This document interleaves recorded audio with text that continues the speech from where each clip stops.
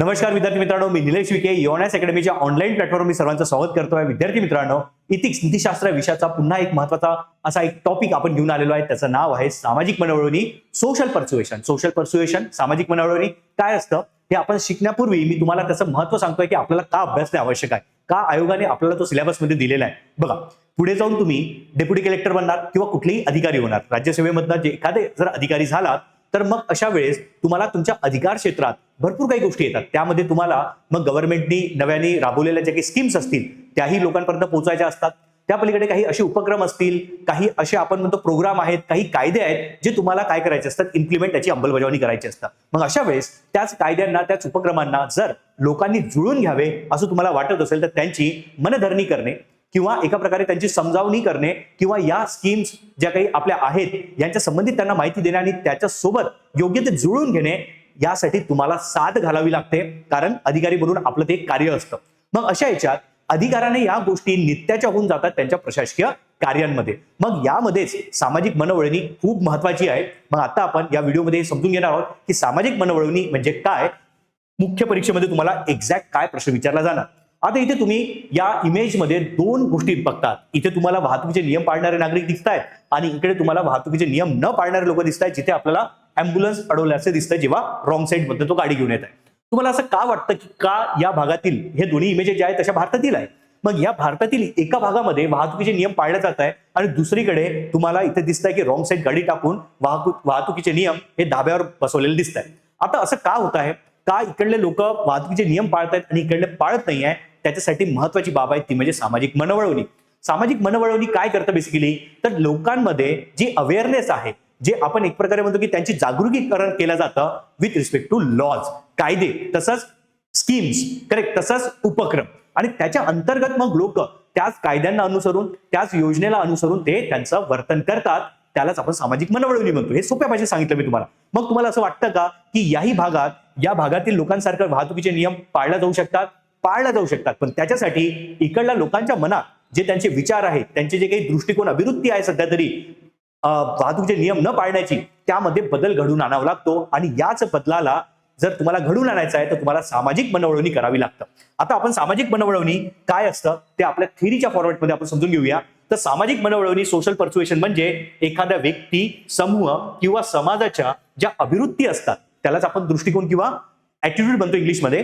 तर या अभिवृत्ती, तसंच त्यांचे मूल्य किंवा त्यांचे विश्वास आणि त्याच्या वर्तनांमध्ये, बिहेवियरमध्ये सकारात्मक बदल घडवून आणण्यासाठी जो संवाद साधला जातो, त्यांना प्रेरणा दिली जाते, उदाहरणे सांगून त्यांचं मन वळवलं जातं किंवा सामाजिक दबावाद्वारे त्यांचं वर्तन बदललं जाऊ शकतं किंवा जनजागृती करून किंवा नेतृत्व यांचा वापर करण्याची प्रक्रिया म्हणजेच काय, सामाजिक मनवळणी. तर बेसिकली काय की सामाजिक मनवळणी ही प्रक्रिया आहे ज्यामध्ये आपण काय करतो आहे की लोकांचे जे काही वर्तन आहे, लोकांचे जे अभिवृत्ती आहेत किंवा त्यांचे दृष्टिकोन आहेत, त्यांचे विचार आहे, यामध्ये आपण सकारात्मक बदल घडवून आणतोय. सकारात्मक बदल हा महत्वाचा शब्द आहे याच्यासाठी, सामाजिक मनवळणीसाठी, करेक्ट. तर आपल्याला सकारात्मक बदल घडवून आणायचा आहे.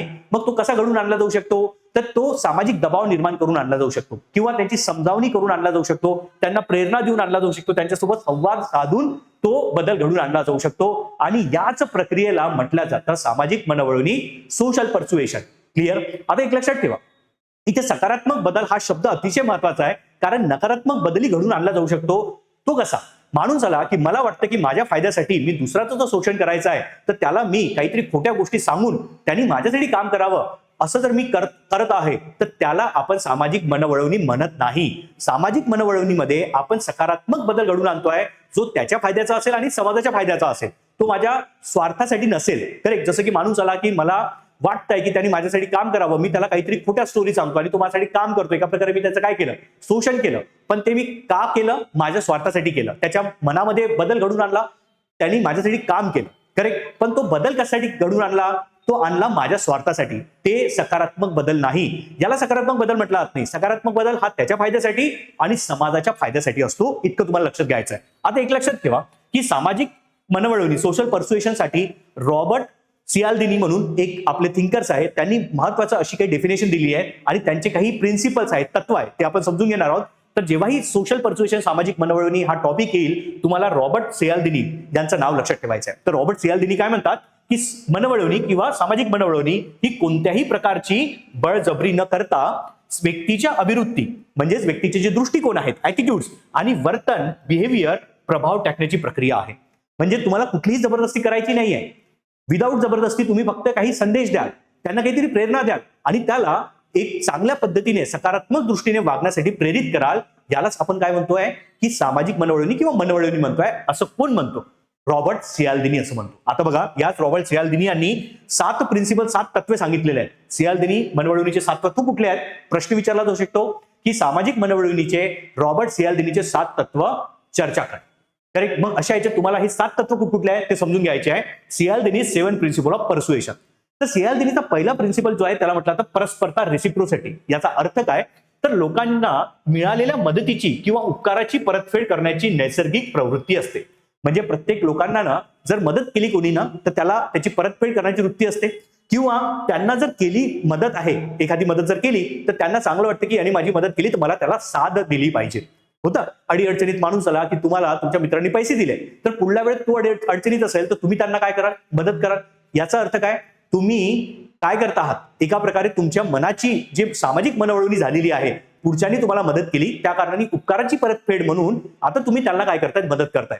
पुढे कदाचित तुम्ही कुणाच्या उपकाराची जाण ठेवतही नसाल, पण तुमची मनवळणी याच्यासाठी झाली कारण तुमच्या अडचणी, तुमच्या वाईट क्षणी त्यांनी काय केलं? मदत केली. तर उदाहरण म्हणून बघूया की मोफत आरोग्य तपासणी शिबिर आयोजित केल्यानंतर नागरिकांचा सरकारी आरोग्य योजनांमध्ये सहभाग वाढतो. इथे लिहिलेलं आहे मोफत आरोग्य म्हणजे एका प्रकारची मदत आहे, एका प्रकारचं काय ते उपकार आहे. बरोबर. लोक का जातात एखाद्या ठिकाणी? समजा जर माणूस आला तिथे मोफत रक्तदान शिबिर आहे किंवा मोफत आपण म्हणतो आरोग्य तपासणी आहे, मग अशा याच्यात तुम्ही तेव्हा जाता तिथे कारण तुम्हाला माहिती असतं की हे एका प्रकारे काय करताय? मदत करताय, उपकार करताय, म्हणून त्याचा रिस्पॉन्स वाढतो. क्लिअर. तर हे पहिलं झालं रेसिप्रोसिटी, त्यालाच इंग्लिशमध्ये म्हणतात रेसिप्रोसिटी आणि मराठीत परस्परता. वचनबद्धता आणि सातत्य, इंग्लिशमध्ये कमिटमेंट आणि कन्सिस्टन्सी.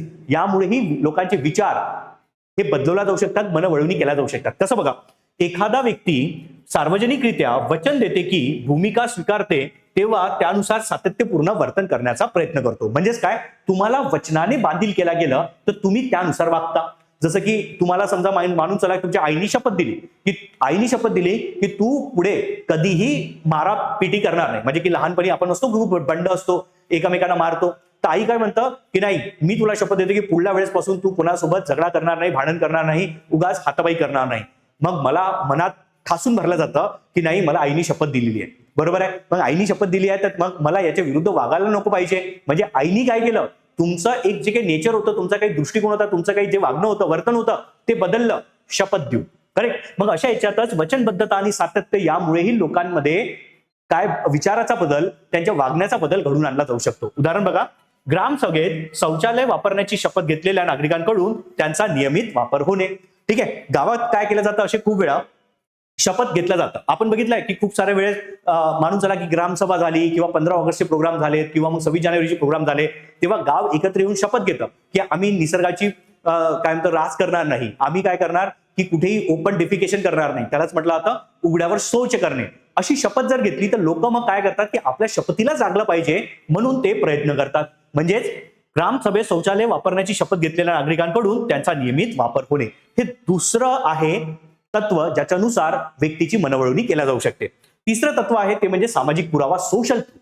याचा अर्थ कसा बघा की लोक इतरांच्या वर्तनाचे अनुकरण करून निर्णय घेतात, विशेषतः अनिश्चित परिस्थितीत. भरपूर वेळा अनिश्चित परिस्थिती राहिली किंवा इन जनरल कुठल्याही परिस्थितीत दुसऱ्यांनी काय केलं होतं, त्याला काय अनुभव आला, त्याच्यानुसार तुम्हीही तशी ऍक्शन करता. उदाहरण सांगतो मी तुम्हाला की शेतकऱ्यांनी शेततळे आणि जलसंधारणाच्या उपायाचा स्वीकार करून फायदा मिळवल्याचे पाहून इतर शेतकरीही तेच उपाय स्वीकारतात. आता गावात बघा, गावात समजा एखाद्याने काहीतरी नवीन उपक्रम, नवीन एक्सपेरिमेंट जर केला आणि त्याच्यानुसार जर त्याला फायदा झाला, जसं शेततळे बांधणे किंवा एखादं पर्टिक्युलर जे पीक आहे ते घेतलं आणि त्याला फायदा जर झाला, तर लोकांना काय वाटतं की कदाचित मीही ती करावं. बरोबर. म्हणजेच काय की प्रत्येक वेळेस सांगायची गरज पडली का? नाही. तिथे ऍक्च्युअल तुम्हाला जबरदस्तीने काही सांगितलं का तुम्हाला हेच पीक घेतलं पाहिजे किंवा शेतात तुम्हाला शेततळे बांधायचं आहे? नाही. त्यांनी काय केलं? ऑब्झर्व केलं. क्लिअर. म्हणजे सामाजिक पुरावा, सोशल प्रूफ. सोशल प्रूफ दाखवून तुम्ही लोकांना सांगू शकतात बघा इथे काय झालंय, त्या शेतकऱ्यांना फायदा झाला, तुम्हीही ती गोष्ट करा. क्लिअर. म्हणजे इझिली तुम्ही ती करता. अदरवाईज जर कोणी म्हटलं असतं की तुम्ही शेतात शेततळं बांधलं पाहिजे, कोणीच विचार केला नसता की शेततळं बांधावं. करेक्ट. पण त्यांनी जर सांगितलं तुम्हाला की बघा त्या शेतकऱ्यांनी शेततळं बांधलं, त्या कारणाने त्याचं उत्पन्न डबल झालं, आता तो लाखो रुपयाचं उत्पन्न घेतो आहे, तर तुम्हालाही वाटतं की नाही मलाही ते केलं पाहिजे. म्हणजेच काय, सोशल प्रूफ, सामाजिक पुरावा. पुढील जे आहे ते म्हणजे काय, अधिकाराचा प्रभाव. हे नवीन तत्व आहे. अधिकाराचा प्रभाव, ऑथॉरिटी. याचा अर्थ काय, तज्ज्ञ, अधिकारी किंवा विश्वासार्ह व्यक्तींच्या सल्ल्यांचे लोक अधिक सहजपणे काय करतात, पालन करतात. जसं डॉक्टरने दिलेला सल्ला. मी जर तुम्हाला म्हटलं की बाबा ही जी काही गोळी आहे ही गोळी घे, तुझी तब्येत ठीक होईल, तुम्हाला काय वाटेल, अरे हा काही सांगतोय, हा तर डॉक्टर नाहीये. पण समजा तीच जर गोष्ट डॉक्टरने सांगितली तर आपल्याला वाटतं नाही, डॉक्टरनी सांगितले, डॉक्टर साहेबांनी सांगितले, आपल्याला घेतलं पाहिजे.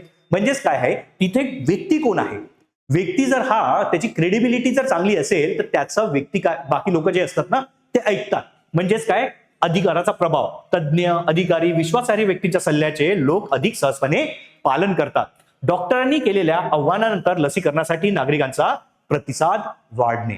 मी जर म्हटलं तर कोणी लस घेतली नसती, पण डॉक्टरांनी म्हटलं म्हणून लस घेतली. याचा अर्थ काय, लोकांचा विचार बदलवता येतो, पण जो सांगणारा आहे तो काय असला पाहिजे, तज्ज्ञ असला पाहिजे. करेक्ट. तेव्हा जाऊन लोक ऐकतात. तसंच मग तज्ज्ञ, अधिकारी किंवा विश्वासार्ह लोक असतील तर लोक लवकर तो सल्ला पाळतात. बरोबर. पुढलं जे तत्व आहे ते म्हणजे आवड आणि आकर्षण. त्याला म्हटलं तर लायकिंग. म्हणजेच काय, आपल्याला आवडणाऱ्या आणि आदर्श वाटणाऱ्या व्यक्तींच्या मतांचा आणि कृतींचा लोकांवर अधिक प्रभाव असतो. बरोबर. आपण ऍडव्हर्टाइजमेंट बघतो, त्या ऍडव्हर्टाइजमेंटमध्ये आपल्याला विराट कोहली एखाद्या कुठल्या तरी गोष्टींची ऍड करताना दिसतो. माणूस आला की तो ऍड करतोय कुठल्या तरी पिण्याच्या पाण्याच्या बाटलीची, ज्याच्यामध्ये कदाचित 1000 रुपयाची बॉटल आहे. मध्ये मध्ये आलं होतं की बाबा विराट कोहली 1000 रुपये लिटरचं पाणी पितोय. क्लिअर. मग अशा याच्यात विराट कोहली पितो म्हणून मीही पितो, कारण काय, तो माझ्या आवडीचा व्यक्ती आहे ना. आवड आणि आकर्षण, त्याच्यानुसार तुमच्यात मतपरिवर्तन घडतं. आणि ऍडव्हर्टाइजमेंट करताना बघा, त्यामध्ये असेच व्यक्ती असतात ज्यांचा सामाजिक प्रभाव खूप असतो. जसं की कोणी ऍक्टर असणार आहे, क्रिकेटर असणार आहे, करेक्ट. तर त्यांचे चेहरे दाखवले जाते जेणेकरून त्यांना फॉलो करणारा वर्ग ही ती गोष्ट करणार. करेक्ट. याला म्हटलं आता आवड आणि आकर्षण. अशा पद्धतीनेही सामाजिक मनोवळणी केलं जातं. सचिन तेंडुलकर यांनी स्वच्छता अभियानाचा प्रचार केल्यानंतर नागरिकांचा सहभाग वाढतो.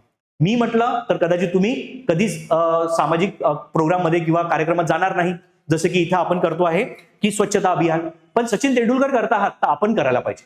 ठीक आहे. नरेंद्र मोदी करतायत म्हणून आपणही केलं पाहिजे. असा जे काही विचार आहे यालाच म्हटलं जातं आवड व आकर्षण. हे एक 5वं तत्व आहे. 6वं तत्व म्हणजे काय, दुर्मिळता, स्कार्सिटी. याच्यामुळे लोकांची कशी सामाजिक मनवळणी केलं जातं, तर बघा की मर्यादित उपलब्धता आहे किंवा संधी असल्यास लोक त्या गोष्टीला अधिक महत्व देतात. जसं की तुम्हाला दिवाळी झालं किंवा कुठलेही सण झाले तेव्हा सांगितलं जातं की लिमिटेड टाइम ऑफर, किंवा ही जी ऑफर आहे ही 2 दिवसासाठीच आहे, यामध्ये 30% ऑफ आहे. क्लिअर. म्हणजेच काय, तिथे दुर्मिळता निर्माण केली जाते की बाबा आता लवकर घ्या, फक्त 5च गोष्टी वाचलेल्या आहेत. आपल्याला असं वाटतं की मी ती गोष्ट मिस नाही करावी. 5च आहे, कदाचित मी जर नाही घेतली तर कदाचित ती मिळणार नाही मला. 30% ऑफ आहे, इतकं ऑफ कधी मिळत नाही. मग यालाच म्हटलं तर दुर्मिळता, स्कार्सिटी. आणि ऍडव्हर्टाइजमेंटमध्ये आपण असं भरपूर वेळा ऐकतो, लिमिटेड टाइम ऑफर. तुम्ही फ्लिपकार्ट खोला, अमेझॉन खोला, तिथे खाली लिहिलं असतं की फक्त काय, only 2 books are remaining. Correct. म्हणजे 2च पुस्तकं बाकी आहेत, लवकर घ्या नाही तर तुमच्या हातून निघून जाणार. अशा प्रकारे पहिल्या 100 लाभार्थ्यांना अनुदान अशी घोषणा केल्यावर योजनेत मोठ्या प्रमाणावर नोंदणी होते. फक्त 100 लोकांनाच काय मिळणार, फायदा मिळणार, म्हणून लोक पटापट जातात आणि वाटतात की मला 100 मध्ये यायचं आहे. म्हणजे याला म्हटलं तर दुर्मिळता, स्कार्सिटी. संदेश काय होता, दुर्मिळतेचा, की बाबा तुम्हाला जर फायदा घ्यायचा आहे तर 100त यावं लागेल, नाही तर तुम्हाला मिळणार नाही. दुर्मिळता. क्लिअर. तर अशातनंही लोकांची मनवळवणी केल्या जाऊ शकते. पुढलं जे तत्व आहे त्याला म्हटलं तर एकात्मता, युनिटी. याचा अर्थ काय, लोकांना आपल्यासारखीच ओळख, मूल्य, अनुभव किंवा समूहांशी संबंधित असलेल्या व्यक्तींच्या विचारांचा प्रभाव अधिक प्रमाणात पडतो. म्हणजेच हा व्यक्ती आपल्यापैकीच एक आहे अशी भावना. उदाहरण, प्रशासकीय अधिकारी, आपण सर्वजण या गावचे नागरिक आहोत आणि गावाच्या विकासाची जबाबदारी आपली सामूहिक आहे असे सांगून लोकांचा सहभाग वाढवणे. जसं मानून चला, आपण आपल्या गावचे सगळे नागरिक आहोत आणि त्या गावात आपल्याला वाटतं की आपलं गाव हे चांगलं बनलं पाहिजे. ठीक आहे. असं म्हणतो की त्याला आयडियल असं गाव बनलं पाहिजे, ज्याचा आदर्श लोकांनी घेतला पाहिजे, म्हणजे आदर्श गाव ज्याला म्हणतो. मग अशा याच्यात हे माझं गाव. तर अधिकारी जर आला, त्यांना जर समजा माणूस आला की त्या गावातल्या लोकांना एकत्रित करायचं आहे आणि त्यांच्याच लोकसहभागातनं आपल्याला चांगल्या गोष्टी घडून आणायच्या गावासाठी, तर तो काय म्हणतो की हे गाव आपलं आहे.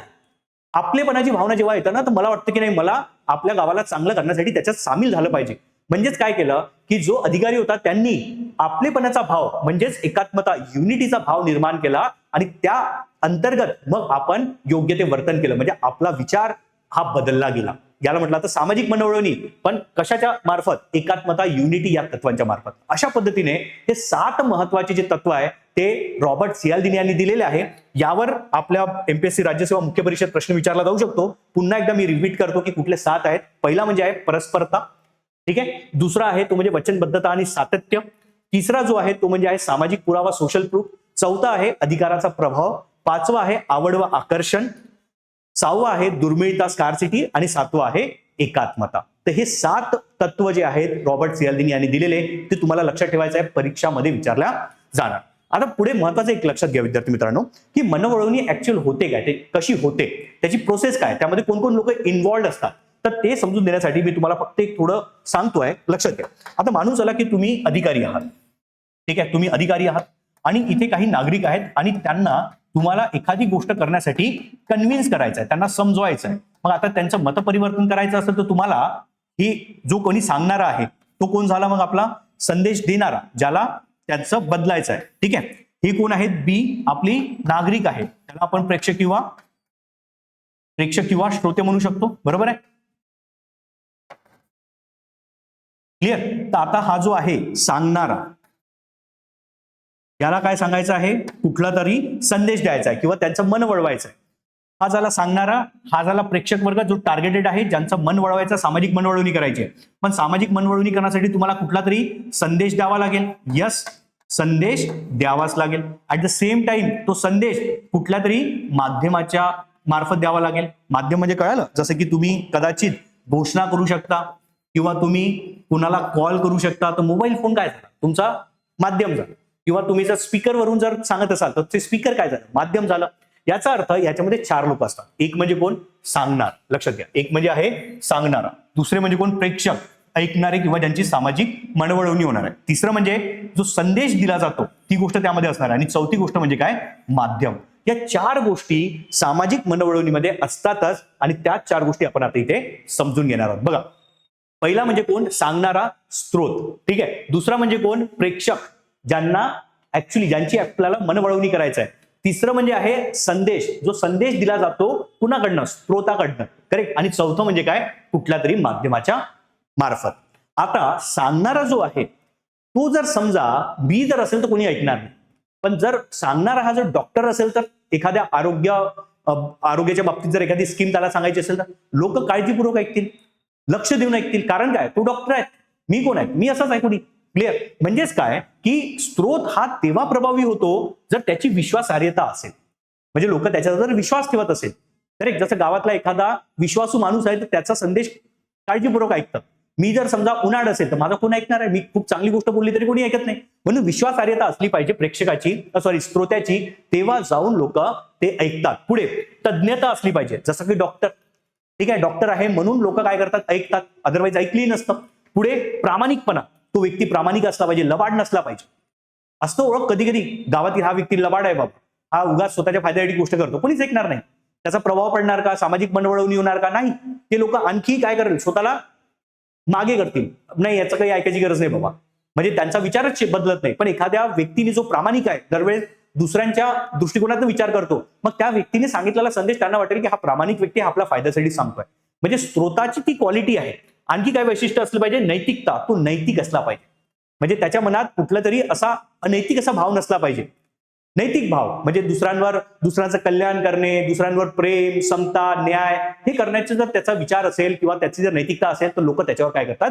विश्वास ठेवतात. म्हणजेच स्त्रोत हा आपल्या सामाजिक मनवळवणीचा पहिला भाग जरी असला पण त्याची वैशिष्ट्य तुम्हाला लक्षात ठेवायची की कुणाचं ऐकलं जातं आणि का प्रेक्षक वर्ग ज्याची मनवळवणी केल्या चालली आहे त्याची मनवळवणी होते. क्लिअर. पुढे संदेश जर बघितला तर अच्छा उदाहरण बघून घ्या. उदाहरण मध्ये काय? कोविड-19च्या काळात डॉक्टर आणि आरोग्य तज्ञांनी लसीकरणाचा जनतेचा विश्वास वाढवला.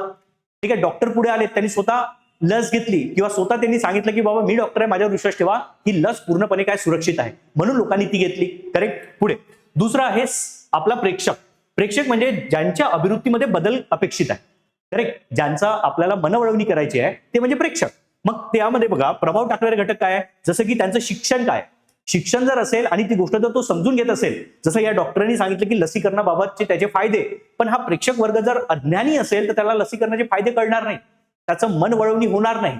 पण हा प्रेक्षक वर्ग जर शिक्षित असेल तर त्याची मनवळवणी करणे सोपी आहे, कारण तज्ज्ञाने दिलेला जो काही संदेश आहे तो यांना समजला तर पाहिजे. तर शिक्षित असणे हेही महत्वाचं आहे. पुढे संस्कृतीनुसारही महत्वाचं आहे. काही संस्कृती अशा असतात की त्या गोष्टी ऍक्सेप्ट करतात, काही संस्कृती खूप रिजिड असतात, त्या बदलत नाही म्हणजे काय, त्यांच्या विचारात बदल होत नाही. करेक्ट, म्हणजे संस्कृतीचाही प्रभाव पडतो.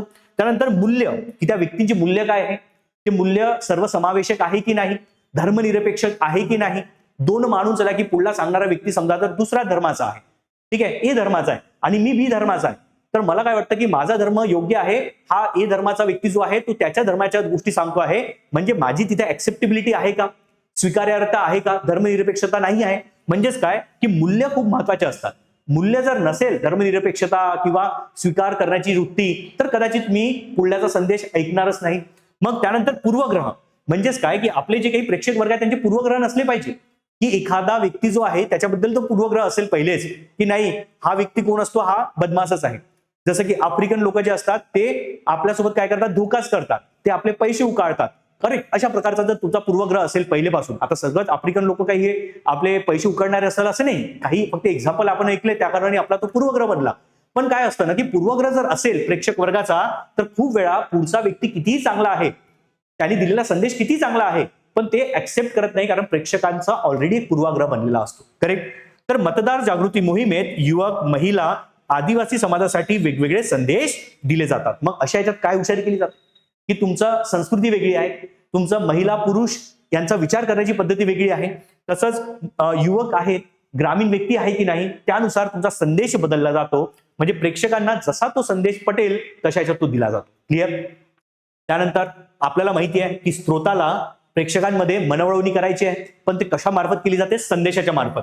प्रेक्षकांपर्यंत पोहोचला जाणारा जो आशय आहे त्यालाच आपण संदेश म्हणतो, तो कसा असावा, स्पष्ट असावा. तो जर अस्पष्ट असेल, तो न समजणारा असेल, तर जो प्रेक्षक वर्ग आहे त्याला तो कळणारच नाही, म्हणून तो स्पष्ट असला पाहिजे. पुढे तर्कशुद्ध असला पाहिजे. तर्कशुद्ध असणे म्हणजे काय की कुठलं तरी त्याच्यात कारणी मीमांसा असली पाहिजे. जसं की मी तुम्हाला सांगितलं की धूम्रपान करू नका, तर धूम्रपान करू नका म्हटलं तर कदाचित तुम्ही तेवढा सिरियसली घेणार नाही. पण जर मी तुम्हाला असं म्हटलं तर धूम्रपान करू नका, कारण 10 लोक यांना आपला लंग्सचा कॅन्सर पाहायला मिळतोय. आता लोकांना वाटतं की 10 लोकांना लंग्सचा कॅन्सर होतो, फुफ्फुसांचा कॅन्सर होतो आहे. मग हे तर्कशुद्धता जर मी दिली तर मग काय होऊ शकतं, कदाचित तो पुढच्याला सिरियस घेईल. पहिल्यांदा मी सिंपल म्हटलं होतं की बाबा धूम्रपान करू नका, कोणी सिरियसली घेतलं नाही. पण मी दुसऱ्यांदा काय म्हटलं की धूम्रपान करायला नको पाहिजे, किंवा 10 लोक यांना काय होतो, कॅन्सर होतो. मग आता तुम्हाला वाटतं की त्या 7 मध्ये मी जर असेल तर. करेक्ट. तज्ञ.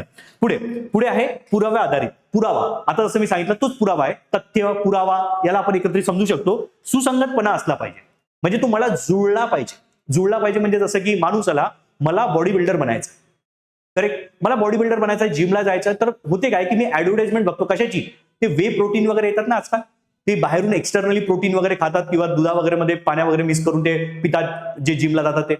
आता तिथे काय झालं, मी एखादा संदेश का ऐकतो आहे किंवा मी तो का एखादा व्हिडिओ बघतो, कारण तो माझ्यासोबत काय करतो, जुळतो.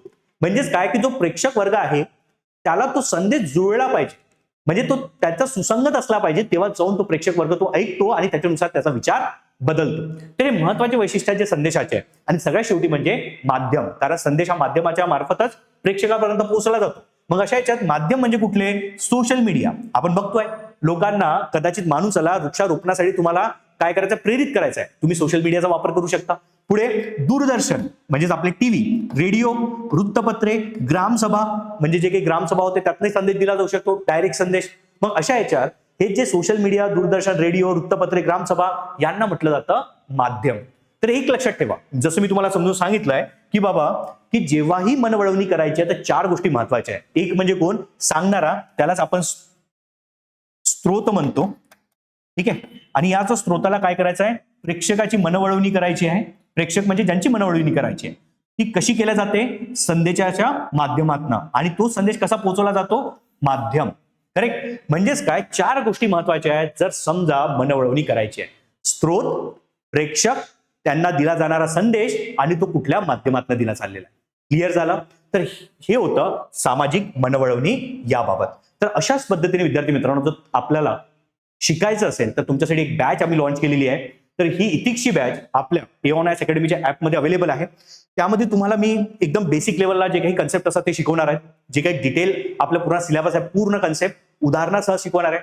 त्यामध्ये तुम्हाला मी काही PDF प्रोव्हाइड करेल, ज्या रिव्हिजन नोट्स म्हणून तुम्हाला हँडी अवेलेबल असणार आहे. त्यामध्ये आपण कीवर्ड अप्रोच बघतो आहे, म्हणजे प्रत्येक शब्दाचा अर्थ काय होतो त्याचा अर्थ जाणून घेऊ, पुढे जाऊन त्याची उदाहरणं काय, ठीक आहे, आणि ते उदाहरणं महाराष्ट्रासह हे आपण बघणार आहोत. त्यामध्ये तुम्हाला आन्सर रायटिंग मी करून घेणार आहोत तुमच्याकडनं. पुढे जाऊन तुम्हाला त्याच्यात आपल्या पूर्ण नोट्स ज्या आहेत त्या मी अवेलेबल करून देईल, ज्या शॉर्ट नोट्स आहे कीवर्डवाल्या त्या आणि आपल्या पूर्ण नोट्स. क्लिअर. त्यानंतर तुम्हाला त्यामध्ये रेकॉर्डेड लेक्चर अवेलेबल असणार आहे, ज्याची व्हॅलिडिटी लाईफ टाईम आहे, म्हणजे एकदाच तुम्हाला बॅच परचेस करायची आहे, लाईफ टाईम व्हॅलिडिटीसाठी अवेलेबल आहे. आता या बॅच बद्दल अधिक तुम्हाला जाणून घ्यायचं असेल तर हा माझा नंबर आहे पर्सनल, तुम्ही यावर कॉल करू शकता 9403692940 आणि तुम्ही या बॅच बद्दल अधिक माहिती घेऊ शकता. क्लिअर. तर मी स्वतः UPSC मेन्स इंटरव्ह्यू दिलेले आहेत, माझा जो एक्सपिरियन्स आहे मी तुमच्यासोबत शेअर करणार. उत्तर लेखन कसं लिहिलं गेलं पाहिजे याच्यावर विशेष भर असणार आहे या बॅच अंतर्गत. तर विद्यार्थी मित्रांनो, आणखी आपला एक ग्रुप आहे, चॅनल आहे ऍक्च्युली टेलिग्रामचं, त्याचं नाव आहे निलेश सर इथिक्स म्हणून. तो जर तुम्हाला जॉईन करायचा असेल तर तुम्ही या QR ला स्कॅन करू शकता आणि तो जॉईन करू शकता. व्हिडिओ पॉज करा, या QR ला स्कॅन करा आणि तुम्ही तो चॅनल जॉईन करा. आता या चॅनलमध्ये आपण काय देतो, तर जे काही असं नवीन नवीन काहीतरी आपले घटना घडत राहतात, तर ते एक्झाम्पल आपल्याला इथिक्सला कसे लागू पडतील त्या संबंधित मी तिथे देतो.